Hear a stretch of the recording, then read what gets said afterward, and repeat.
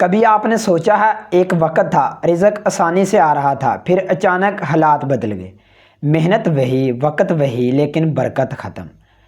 آخر ایسا کیوں ہوتا ہے اور قرآن پاک اس کا کیا جواب دیتا ہے؟ آج ہم اس حقیقت کو کھولنے جا رہے ہیں۔ دنیا میں دو قسم کے رزق ہوتے ہیں، ایک وہ جو آپ ہاتھ سے کماتے ہیں اور ایک وہ جو دل میں سکون کے ساتھ ہوتا ہے۔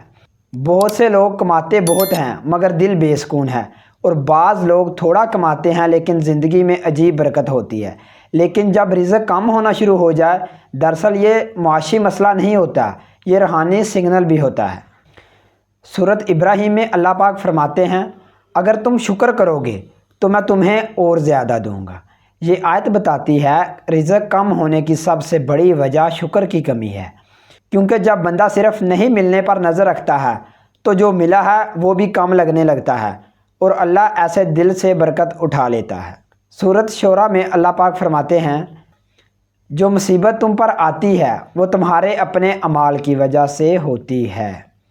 گناہ، غفلت اور نافرمانی یہ صرف روح کو کمزور نہیں کرتے، یہ رزق کی راہیں بھی تنگ کرتے ہیں۔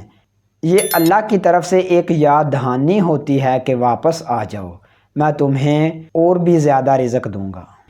ایک اور جگہ سورۃ نوح میں حضرت نوح علیہ السلام نے اپنی قوم کو ایک نسخہ بتایا، جس آیت کا ترجمہ یہ ہے، استغفار صرف گناہ نہیں مٹاتا بلکہ رزق بھی کھول دیتا ہے۔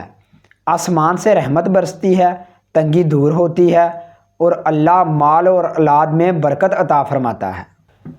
اگر رزق کم ہو رہا ہو تو سمجھ لیں اللہ آپ کو برباد نہیں کر رہا بلکہ آپ کو واپس اپنی طرف بلا رہا ہے۔ رزق کبھی ہاتھ کی محنت سے نہیں بڑھتا، یہ بڑھتا ہے دل کی صفائی، شکری، تقوی اور استغفار کے ورد سے۔ آج سے خود سے وعدہ کریں، شکر کو عادت بنائیں، استغفار کو روز کا معمول بنائیں، دل کو گناہوں سے پاک رہیں، اللہ پر بھروسہ رکھیں۔ انشاءاللہ دروازے بھی کھلیں گے رزق کے اور برکت کے۔ اگر ویڈیو اچھی لگی ہو تو لائک، شیئر اور چینل کو سبسکرائب ضرور کریں۔ اللہ حافظ۔